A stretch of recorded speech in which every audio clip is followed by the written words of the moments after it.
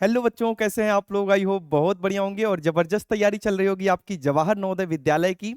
आज मैं आपके लिए लेकर आ गया हूं अंक गणित का चैप्टर नंबर 1, जिसका नाम है संख्या एवं संख्यात्मक प्रणाली। और आज पहली क्लास है। यहाँ पर जो लिखा रहेगा वो बताएगा आपको कि आज पहली क्लास है, आज दूसरी क्लास है, ये सारी चीजें।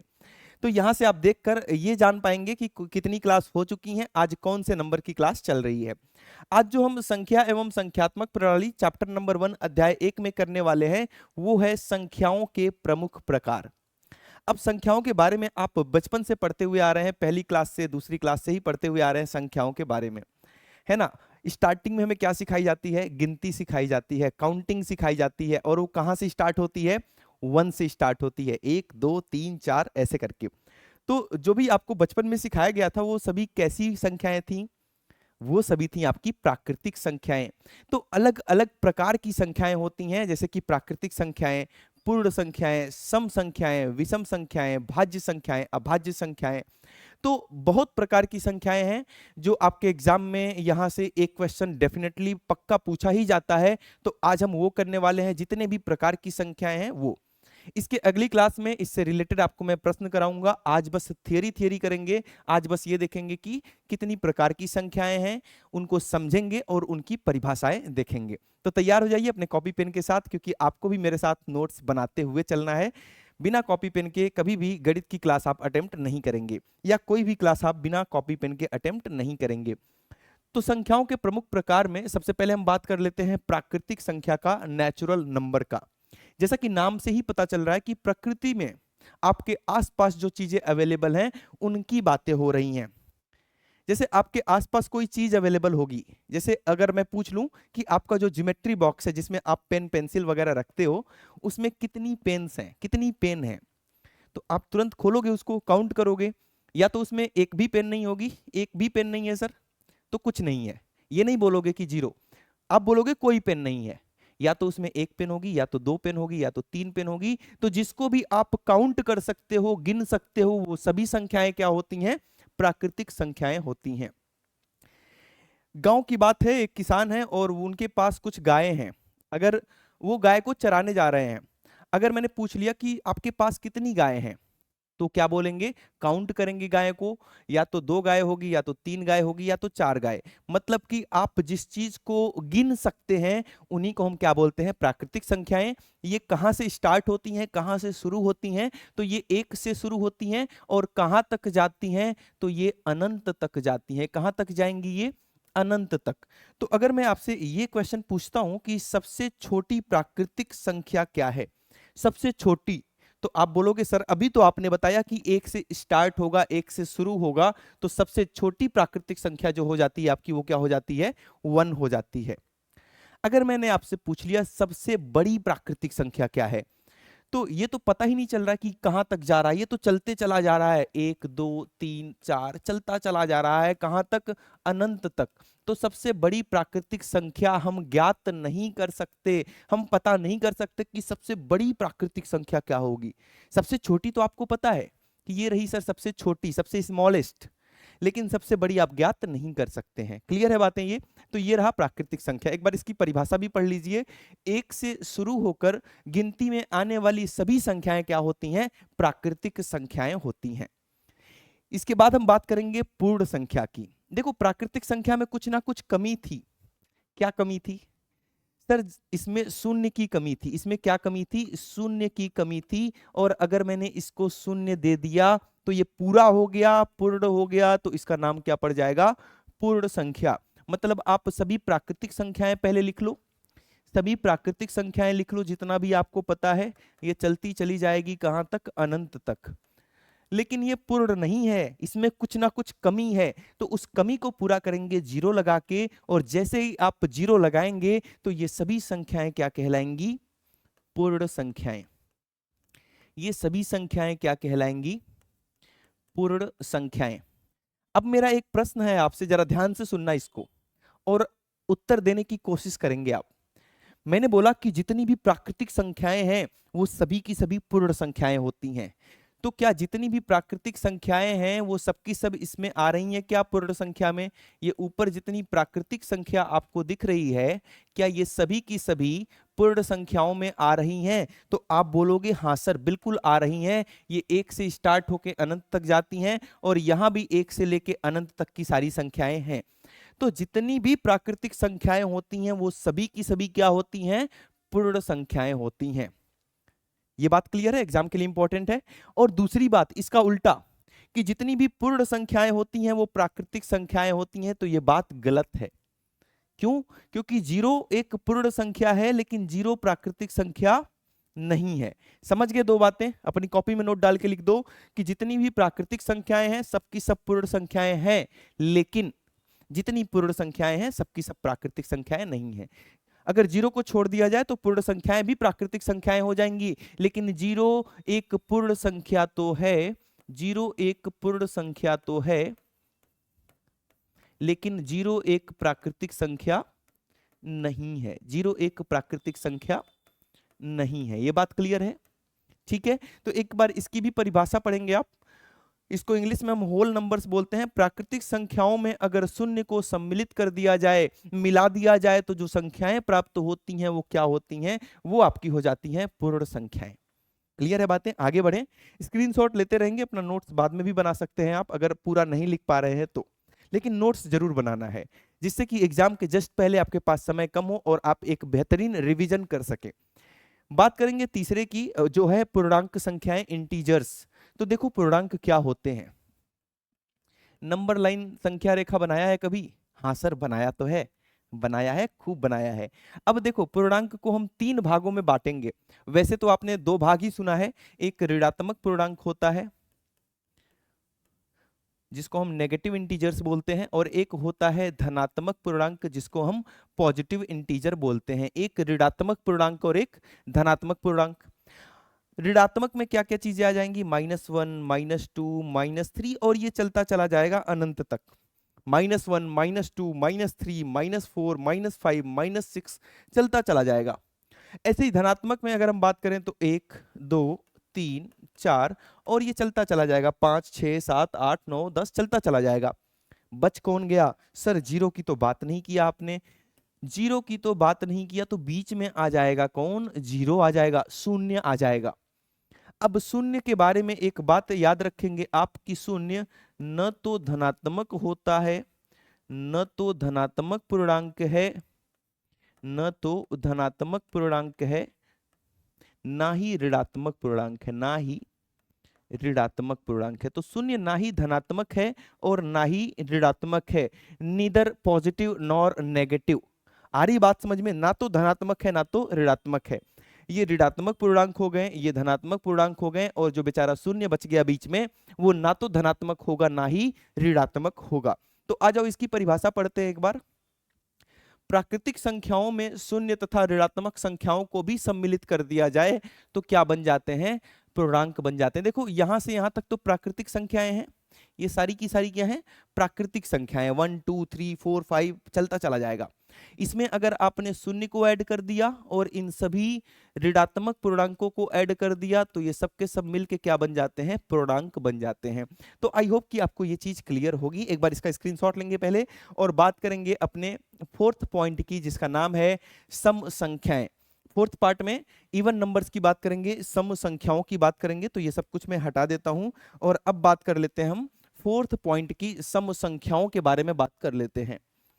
देखो सम संख्या पहचानने का बड़ा ही आसान तरीका है। जैसे आपके सामने कोई भी बड़ा सा नंबर हो या छोटा सा नंबर हो, इतना बड़ा सा नंबर दे दिया, अब मैंने आपसे पूछ लिया ये सम है या विषम है। दोनों को एक साथ समझो, सम और विषम को। मैंने पूछ लिया ये सम है या विषम है, तो अगर आखिरी नंबर, आखिरी अंक अगर 0 हो, 2 हो, 4, 6 या 8 हो, तब ये हो जाती है सम संख्या। तब क्या हो जाएगी? सम संख्या। और आखिरी अंक अगर 1, 3, 5, 7 और 9 हो, तब क्या हो जाएगी? ये विषम संख्या। सर ये तो मैं भूल जाऊंगा, याद कैसे रखूंगा इसको? तो भाई 2 के पहाड़े में जो संख्याएं आएंगी अगर वो आखिरी अंक हैं तब तो वो सम संख्या हो जाएगी, नहीं तो विषम संख्या हो जाएगी। जैसे 8 है, 8 2 के पहाड़े में आता है, बिल्कुल आता है सर, तो ये क्या हो जाएगा? ये एक सम संख्या हो जाएगा। क्या हो जाएगा, एक सम संख्या हो जाएगा। एक नंबर मैंने लिख दिया 3 5 9 7 8 2 1, ये सम संख्या है या विषम संख्या, तो आखिरी अंक को आपको देखना है और बता देना है कि सर ये 2 के पहाड़े में नहीं आता है, ये विषम संख्या हो जाएगी। क्या हो जाएगी, ये विषम संख्या हो जाएगी। क्लियर है बातें, स्क्रीनशॉट लेंगे। इसकी परिभाषा देख लेते हैं एक बार हम। वे प्राकृतिक संख्याएं जो 2 से भाग देने पर पूर्णतः विभाजित हो जाएं, विभक्त हो जाए, मतलब 2 से भाग दो तो शेषफल जो है वो शून्य आ जाए, ऐसी सभी संख्याओं को हम क्या बोलते हैं, सम संख्या। और वे संख्याएं जिनको हम 2 से भाग दें और शेषफल शून्य ना आए, मतलब पूरी तरह विभाजित ना हो, ऐसी संख्याओं को हम क्या बोलते हैं दोस्त, विषम संख्याएं बोलते हैं। क्लियर है बातें, कोई डाउट वाली बात तो नहीं है ना, सब कुछ क्लियर चल रहा है, आसान चीजें हैं भाई, अभी तो स्टार्ट हुआ है, ये तो बस शुरुआत है, अभी तो पार्टी शुरू हुई है। तो अभी पार्टी शुरू हुई है आपकी, और बहुत ही बेहतरीन तरीके से हमने 5 प्रकार की संख्याएं देख लिया। अब जो अगली संख्या है उसको हम बोलते हैं प्राइम नंबर, मतलब कि अभाज्य संख्याएं। इसका एक और नाम है रूढ़ संख्याएं। क्या होती हैं अभाज्य संख्याएं, पहले तो ये समझ लेते हैं। जैसे मैं यहां पर 1 से 10 तक गिनती लिख देता हूं, और इसमें हम ढूंढेंगे कि कौन सी संख्या भाज्य है और कौन सी संख्या अभाज्य है। पहले अभाज्य संख्या की ही बात कर लेते हैं। ऐसी संख्याएं जो या तो जिनके 2 ही गुणनखंड होते हैं, सर मुझे नहीं आता गुणनखंड, कोई बात नहीं, तभी भी सिखा दूंगा मैं। जिनके 2 ही गुणनखंड होते हैं, मतलब वो 2 ही के टेबल में आएगी, 2 ही के पहाड़े में आएगी, या तो 1 के पहाड़े में आएगी, या तो खुद के पहाड़े में आएगी, खुद के पहाड़े में आएगी, या तो 1 के पहाड़े में। अब 1 के पहाड़े में सब आता है, जितने भी नंबर हैं, जितने भी प्राकृतिक संख्याएं हैं, 1 2 3 4 5 6 7 8 10 20 25 30, सबकी सब 1 के पहाड़े में आती हैं। तो 1 के पहाड़े में तो सब कुछ आता है, और जो खुद के पहाड़े में आए और किसी के पहाड़े में नहीं आना चाहिए। तो जरा देखना एक को। पहली बात ये थी कि अभाज्य संख्याएं वो होती हैं जिनके 2 गुणनखंड होते हैं। अब 1 के पास तो केवल एक ही गुणनखंड है, और वो क्या है, 1 है। तो 1 ना तो भाज्य है ना ही अभाज्य है। याद रखेंगे पहला पॉइंट, संख्या 1 एग्जाम के लिए बहुत इंपॉर्टेंट है। संख्या 1 ना तो भाज्य है और ना ही अभाज्य है, ना ही अभाज्य है। ये बात क्लियर है दोस्त? हाँ दोस्त हो मेरे, ना ही अभाज्य है। क्लियर है बातें? ठीक है। तो 1 तो ना तो भाज्य है ना ही अभाज्य है, क्यों? क्योंकि इसका केवल 1 गुणनखंड है, और हमें तो 2 गुणनखंड चाहिए, पूरे के पूरे 2, ना कम ना ज्यादा। आ जाओ 2 की बात करते हैं, जरा बताना 2 भाज्य है या अभाज्य है? तो बहुत लोगों को लग रहा होगा कि भाज्य है, लेकिन ये तो अभाज्य है। अभाज्य क्यों है? क्योंकि 1 के पहाड़े में तो सभी आते हैं, कोई दिक्कत नहीं है, और 2 जो संख्या है, 2 केवल और केवल अपने पहाड़े में आता है, 2 एकम 2, और किसी के पहाड़े में 2 नहीं आता। तो ये क्या हो जाएगी, ये अभाज्य संख्या हो जाएगी। ये क्या हो जाएगी, अभाज्य संख्या हो जाएगी, क्योंकि ये या तो 1 के पहाड़े में आ रहा है, या तो खुद के पहाड़े में आ रहा है, और किसी के पहाड़े में नहीं आ रहा है। जरा बताना 3 के बारे में। 3 के बारे में बताएंगे कि 3 किस प्रकार की संख्या है। तो 3 को जरा ध्यान से देखो, तो 3 1 के पहाड़े में आएगा, बिल्कुल आएगा, सब आते हैं, और 3 खुद के पहाड़े में आएगा, 3 एकम 3। क्या और किसी के पहाड़े में 3 आ रहा है? नहीं आ रहा है सर। तो ये भी भाज्य हो गया, और ये भी अभाज्य हो गया, और ये भी क्या हो गया, अभाज्य हो गया, प्राइम हो गया। 4 के बारे में बताओ। 4 के बारे में, 4 के बारे में अगर हम देखें, 4 के बारे में, तो 4 1 के पहाड़े में आ रहा है, सब आते हैं। सर 4 2 के पहाड़े में आ रहा है, और 4 खुद के भी पहाड़े में आ रहा है। कितने गुणनखंड आपको दिख रहे हैं? 3 गुणनखंड। मतलब 4 अभाज्य संख्या नहीं है, और अभाज्य संख्या नहीं है तो कौन सी है? ये भाज्य संख्या हो जाएगी। कौन सी संख्या? ये हो जाएगी भाज्य संख्या। क्या बातें क्लियर हैं यहां तक? अब जरा 5 के बारे में बता दो। तो सर 5 जो है वो या तो 1 के पहाड़े में आ रहा है, या तो खुद के पहाड़े में आ रहा है। 5 एकम 5, और क्या कोई पहाड़ा ऐसा जानते हो जिसमें 5 आता है? नहीं आता। और नहीं आता तो क्या हो जाएगा? ये भी अभाज्य संख्या हो जाएगा। जितने ग्रीन कलर से लिखे गए हैं वो सभी के सभी क्या हैं, अभाज्य संख्या। ये कुछ नहीं है, ये कुछ नहीं है, ना तो भाज्य है और ना ही अभाज्य है। बात करते हैं नंबर 6 की, बात करते हैं नंबर 6 की। 6 की जरा फैक्टर बताना, किसके किसके पहाड़े में आता है, इसके गुणनखंड बताओ। सर 1 के पहाड़े में आता है, 2 3 6, 2 के पहाड़े में आता है, सर 3 दूना 6, 3 के पहाड़े में आता है, सर 6 एकन में 6, 6 के पहाड़े में आता है। इतने सारे गुणनखंड, 4 गुणनखंड, क्या ये अभाज्य होगा? नहीं, क्योंकि अभाज्य के पास केवल और केवल कितने गुणनखंड होने चाहिए, 2 गुणनखंड। तो ये वाली संख्या कैसी हो जाएगी, ये भी भाज्य हो जाएगी। कौन कौन भाज्य हो गई, एक तो 4 भाज्य हो गया, एक 6 भाज्य हो गया। बात करते हैं नंबर 7 की। तो सर 7 जो है 1 के पहाड़े में तो सभी आते हैं और 7 केवल अपने पहाड़े में आता है, तो ये हो जाएगा क्या, अभाज्य संख्या। क्या हो जाएगा, अभाज्य संख्या। 8 2 के पहाड़े में भी आता है, तो 8 क्या हो जाएगा, जो किसी और के पहाड़े में आ जाएगा वो भाज्य हो जाएगा। और 8 जो है वो 2 के पहाड़े में आ रहा है, भाज्य हो गया। 9 जो है वो 3 के पहाड़े में आ रहा है, ये भी भाज्य हो गया। 10 जो है वो 2 पंजे 10, 2 के पहाड़े में आ रहा है। 5 दूना 10, 5 के पहाड़े में आ रहा है, तो ये भी क्या हो जाएगा, भाज्य हो जाएगा। तो ये समझ पा रहे हो कि अभाज्य कौन सा होगा और भाज्य कौन सा होगा। और अगर समझ पा रहे हो तो मुझे बताना है, आपके लिए कमेंट बॉक्स में लिख के बताना है। आपके लिए एक छोटा सा होमवर्क है कि 1 से लेकर 50 तक कितनी अभाज्य संख्याएं हैं, ये आपके एग्जाम में आ सकता है, आया हुआ भी है। कितनी अभाज्य संख्याएं हैं, कितनी अभाज्य संख्याएं हैं, है ना। और टाइम ज्यादा हो आपके पास तो अभाज्य संख्याएं आप कमेंट बॉक्स में लिखेंगे भी। जैसे अगर मैं बताऊं कि 1 से लेके 10 तक कितनी अभाज्य संख्याएं हैं, तो जरा बताना। 1 2 3 4, 1 से लेकर 10 तक कितनी अभाज्य संख्याएं, 4 अभाज्य संख्याएं। और कितनी भाज्य संख्याएं, तो 1 को नहीं काउंट करना है, 1 2 3 4 5, 5 जो है भाज्य हैं और 4 जो है वो अभाज्य संख्याएं हैं।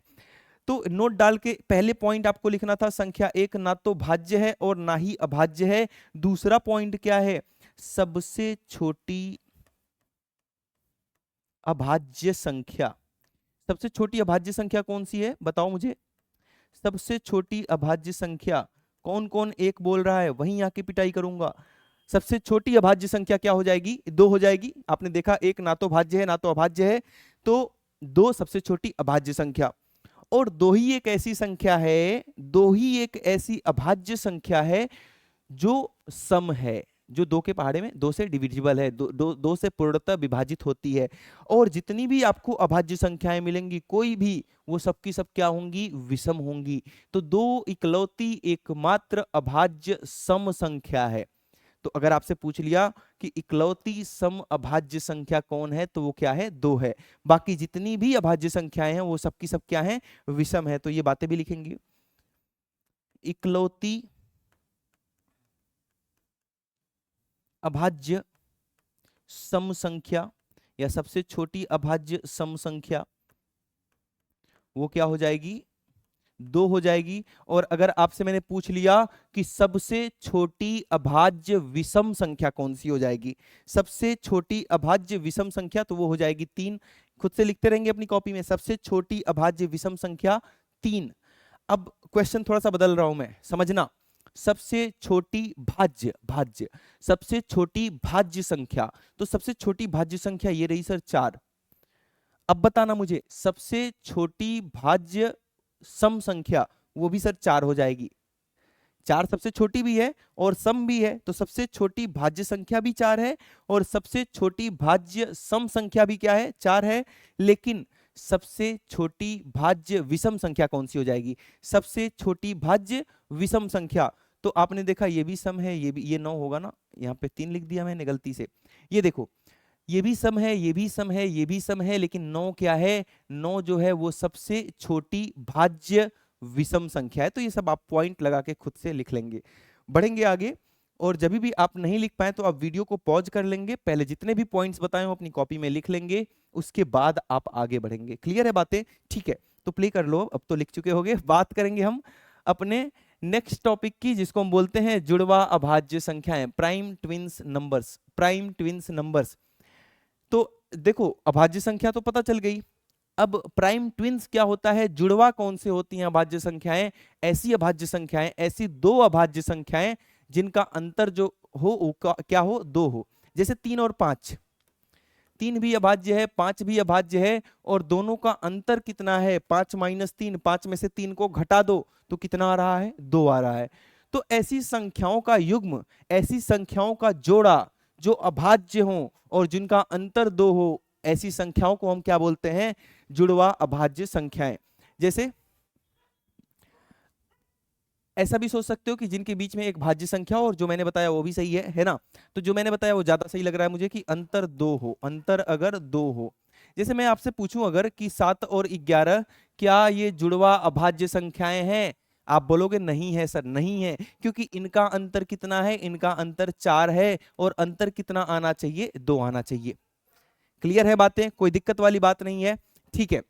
3 5 की बात कर लिया, ऐसे ही 17 और 19 ये दोनों अभाज्य संख्याएं हैं, और इनका अंतर जो है 19 माइनस 17 करोगे तो कितना आएगा, 2 आएगा। तो ये भी हो जाएंगी क्या, ट्विन प्राइम्स, मतलब कि जुड़वा अभाज्य संख्याएं। चलो बात करेंगे सह अभाज्य की, मोस्ट इंपॉर्टेंट बात करेंगे हम सह अभाज्य की। तो सह अभाज्य संख्याएं क्या होती हैं, बाहर ना डॉगी भौंक रहे थे तो मैं चेक कर रहा था कि उनकी आवाज तो आप तक नहीं पहुंच रही है, वो भी पढ़ाई कर रहे होंगे, उनको कोई डाउट आया होगा, है ना।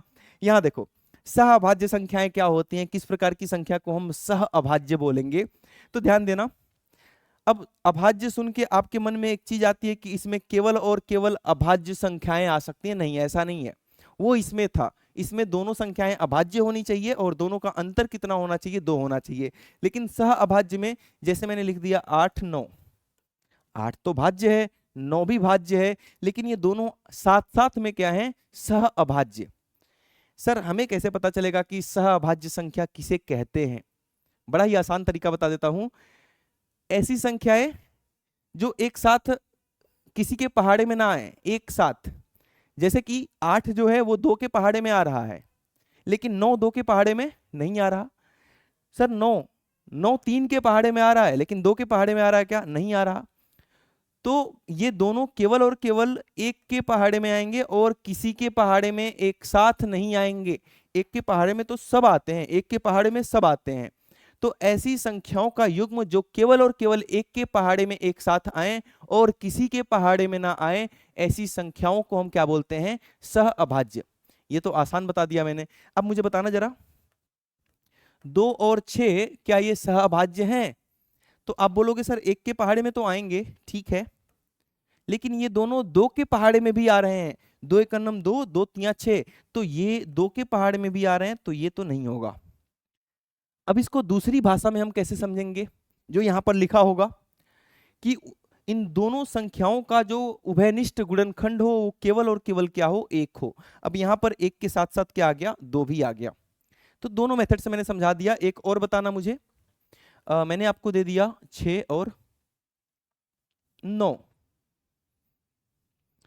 बताओ मुझे 6 और 9 सह अभाज्य है या नहीं है। तो आप बोलोगे सर 2 के 1 के पहाड़े में तो ठीक है, 1 के पहाड़े में तो सभी आते हैं, कोई दिक्कत वाली बात नहीं है। सर 2 के पहाड़े में 6 आ रहा है लेकिन 9 नहीं आ रहा। 3 के पहाड़े में, सर 3 के पहाड़े में 6 भी आ रहा है, 3 दूना 6 और 3 त्रिका 9, तो 3 के पहाड़े में दोनों आ गए, तो ये सह अभाज्य नहीं होंगे। और अगर दो संख्याएं आपको लगातार दिखे तो आंख बंद करके बोल दो ये सह अभाज्य है। अगर दो संख्याएं लगातार दिखे, 3 के बाद 4, 18 के बाद 19, 24 के बाद 25, तो ये सब के सब सह अभाज्य हो जाएंगे। क्लियर है बातें यहां तक, ठीक है। एक बार इसका भी स्क्रीनशॉट लेंगे और बढ़ेंगे आगे। कुल मिलाकर हम 13 प्रकार की संख्याएं देखेंगे, जिसमें से हम 9 प्रकार की संख्याएं देख चुके हैं। आ जाते हैं 10वें प्रकार में, जो आपको पहले से आती है बहुत अच्छे तरीके से। इकाई संख्या क्या होती है, तो देखो 1 से लेकर 9 तक जितनी भी संख्याएं हैं वो सबकी सब क्या कहलाती हैं, ये सबकी सब इकाई संख्याएं कहलाती हैं, इसमें कोई डाउट नहीं है। लेकिन अगर कोई बड़ी संख्या आ जाए, तो सर छोटी संख्या आपने बताया 1 2 3 4 5 6 7 8 9 10, 10 भी लिख दिया अगर मैंने, तो 1 से लेकर 9 तक ये तो सबकी सब कैसी हैं, इकाई संख्याएं हैं, सबकी सब कैसी हैं, इकाई संख्याएं हैं। जब आपको बचपन में गिनती पढ़ाई जाती थी तो कैसे पढ़ाई जाती थी, 1 दहाई 0 इकाई 10, एक दहाई, एक इकाई 11, एक दहाई, दो इकाई 12। मतलब ये वाला दहाई होता है और लास्ट वाला क्या होता है, इकाई होता है। अब इसमें तो एक ही बचा है तो ये इकाई होगा, जिसमें दो आएंगे तो लास्ट वाला क्या हो जाएगा, इकाई हो जाएगा। अगर बहुत बड़ी संख्या आ गई तो 3 4 5 6 7 8 9 1 2 3 ऐसा कुछ आ गया, बड़ी संख्या, तो इसमें जो आखिरी अंक होगा वही क्या हो जाएगा, इकाई का अंक हो जाएगा। आता है ना ये, इकाई, दहाई, सैकड़ा, हजार, 10,000, लाख, 10 लाख, करोड़, 10 करोड़, ऐसे करके। क्लियर है बातें, ठीक है। बात करेंगे नेक्स्ट हम क्रमागत संख्याओं की। क्रमागत संख्याओं को भी बोल सकते हैं कि जैसे जहां पे कोई नियम लग रहा हो, जैसे मैंने लिख दिया 1 2 3 4 5 6, तो ये क्रमागत संख्याएं हैं, क्रमागत प्राकृतिक संख्याएं हैं ये, जो एक के बाद एक आती जा रही हैं। अगर मैंने लिख दिया 2 4 6 8, तो इनमें सब में देखो अंतर कितने का है, 2 का है, तो ये भी क्रमागत सम संख्याएं हो जाएंगी। इसी प्रकार से क्रमागत विषम संख्याएं क्या हो जाएंगी, 1 3 5 7 9 11 ऐसे चलता चला जाएगा। तो ये क्रमागत संख्याएं हो गई जिसमें कोई नियम लगता हो। अब बात कर लेंगे हम वर्ग संख्याओं की, और आखिरी बात कर लेंगे हम घन संख्याओं की। आज की क्लास वहीं पर खत्म हो जाएगी, तो समझेंगे वर्ग संख्याएं क्या होती हैं और घन संख्याएं क्या होती हैं। वर्ग संख्या और घन संख्या, जैसे अगर मैं पूछूं कि एक का वर्ग क्या होगा, तो वर्ग का मतलब, स्क्वायर का मतलब होता है कि एक को एक से गुणा कर दो, एक आ गया। दो का वर्ग मुझे बताना, तो सर दो को दो से गुणा कर दो, कितना आ गया, 4 आ गया। तीन का वर्ग तो उसी को उसी से गुणा करना होता है, ये मत सोचना कि 3 को 2 से गुणा कर दो 6 आ जाएगा, नहीं। 3 का वर्ग का मतलब हो गया, देखो ऊपर लिखा है छोटा सा वर्ग, 3 का वर्ग का मतलब हो गया 3 गुणे 3 कितना, 9। 4 के वर्ग का मतलब सर 4 गुणे 4 16, ये तो बड़ा ही आसान है। 5 के वर्ग का मतलब 5 गुणे 5 25। तो आप क्या करेंगे, आपके लिए होमवर्क है कि आप 12 तक वर्ग लिखेंगे खुद से और याद भी करेंगे। मैं पूछूंगा कि 12 का वर्ग कितना होता है, तो आपको याद होना चाहिए कि 144 होता है, और 12 तक करना। और बहुत ही बेहतरीन, अगर आप मैथ्स में स्टूडेंट बनना चाहते हैं तो कहां तक करेंगे, 20 तक का वर्ग करेंगे। मैं पूछ लूंगा 19 का वर्ग क्या होता है, तो आपको याद होना चाहिए क्या होता है, 361। 16 का वर्ग 256, 14 का वर्ग 196, 15 का वर्ग 225। तो इस प्रकार से आपको याद होना चाहिए। तो ये सभी संख्याएं जो आपको लास्ट में दिख रही हैं, ये सब पूर्ण वर्ग संख्याएं हैं, पूर्ण वर्ग संख्याएं हैं ये सब। आगे क्या हो जाएगा, 6 गुणे 6 36, 7 गुणे 7 49, 8 गुणे 8 64, 9 गुणे 9 81, 10 गुणे 10 100। तो ये सब क्या है, पूर्ण वर्ग संख्याएं हैं। क्लियर है। तो क्या दिया है, वे संख्याएं जिनका वर्गमूल पूर्ण वर्ग में प्राप्त हो। तो इनका वर्गमूल जब आप निकालते हो तो यही मिलता है, 1 का वर्गमूल 1, 4 का वर्गमूल 2, 9 का वर्गमूल 3, 16 का वर्गमूल 4, 25 का वर्गमूल 5। समझ गए ना। तो ये जो संख्याएं लिखी हैं ये सब की सब क्या है, पूर्ण वर्ग संख्या है। जैसे आपके एग्जाम में अगर क्वेश्चन आ गया कि ज्ञात करो कि 144 पूर्ण वर्ग संख्या है या नहीं है, तो ऐसी संख्या आपको सोचनी है कि उसका उसी में गुणा करने से 144 आ जाए। और ऐसी संख्या सर 12 होती है, 12 गुणे 12 144 होता है। इसके और भी नियम है, जब हम क्वेश्चंस करेंगे, प्रश्न करेंगे, तब और बताऊंगा मैं, ठीक है, कि इसका गुणनखंड करके आप कैसे बता सकते हैं। ठीक है, अभी के लिए इतना ही है। आखिरी टॉपिक आज का देखते हैं, आज का आखिरी टॉपिक। और जितना भी टॉपिक करा रहा हूं इसको रिवीजन करना है क्लास के बाद से, 10 से 15 मिनट में सब रिवाइज हो जाएगा, है ना। तो जो भी क्लासेज आपकी होती हैं, सबका क्लास खत्म होने के बाद 10 से 15 मिनट खुद से बैठ के रिवीजन करो कि सर ने क्या पढ़ाया था, क्या मुझे सब कुछ समझ में आ चुका है, क्या मेरा नोट्स अच्छे से बन चुका है। देखो मेहनत करोगे तभी आप जवाहर नवोदय विद्यालय जा पाओगे, मेहनत नहीं करोगे तो मजा नहीं आएगा दोस्त। ठीक है, आ रही बात समझ में। बात कर लेते हैं घन संख्याओं की। अभी आपने क्या देखा था, वर्ग संख्याएं कितनी बार गुणा कर रहे थे वर्ग में। जैसे 2 का वर्ग 2 गुणे 2 होता है, तो अगर मैं 2 का घन पूछता हूं तो घन का मतलब होता है घात में कितना, 3। वर्ग में घात में 2 था तो 2 का 2 बार गुणा किया, तो घन में घात में 3 है, तो 2 का कितनी बार गुणा, 3 बार। कितना आंसर आ गया, 6। बहुत पिटाई होगी, 2 दूना 4, 4 दूना 8, 8 आएगा। 3 का घन कितना हो जाएगा, 3 गुणे 3 गुणे 3, 3 त्रिका 9 और 9 तिया 27। 4 का सर 4 गुणे 4 गुणे 4, 4 चौका 16, 16 चौका कितना 64। 5 का सर 5 गुणे 5 गुणे 5, 5 पंजे 25, पंजे 125। सर 6 का भी बता दो, अब जब सबका बता रहे हो, 6 गुणे 6 गुणे 6 36, और ये कितना हो जाएगा 216। आ रही बात है समझ में? 7 का भी बता दो सर।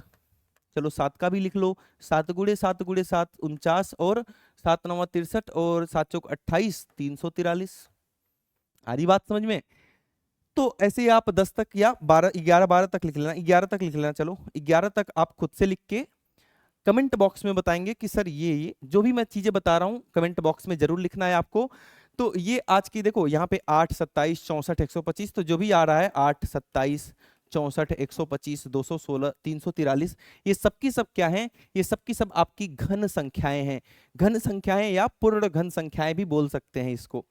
तो आई होप कि आज की क्लास में आपको मजा आया होगा और ये सारी चीजें, सभी प्रकार की संख्याओं को आपने एक ही क्लास में अच्छे तरीके से समझा है। तो कमेंट के माध्यम से जरूर बताना है कि सर हाँ सब कुछ क्लियर समझ में आ गया। अब आप प्रश्न कराइए जो एग्जाम में आ चुके हैं। किस प्रकार के क्वेश्चंस आपके किस प्रकार के प्रश्न आपके एग्जाम में आते हैं वो भी मैं लेकर आऊंगा अगली क्लास में। तो बढ़िया जबरदस्त प्रैक्टिस करना है और मेहनत करते रहना है, क्योंकि आप जो सपना देख रहे हैं जवाहर नवोदय विद्यालय में जाने का, कंपटीशन बहुत ज्यादा होता है। जो मेहनत करेगा उसी का सिलेक्शन होगा, जो मेहनत नहीं करेगा उसका सिलेक्शन नहीं होगा। ठीक है, तो इसी अच्छी बात के साथ आज के लिए इतना ही था। अपना ध्यान रखेंगे, मैथ्स की जबरदस्त बेहतरीन प्रैक्टिस करते रहेंगे। मिलते हैं अगली क्लास में। Thank you so much.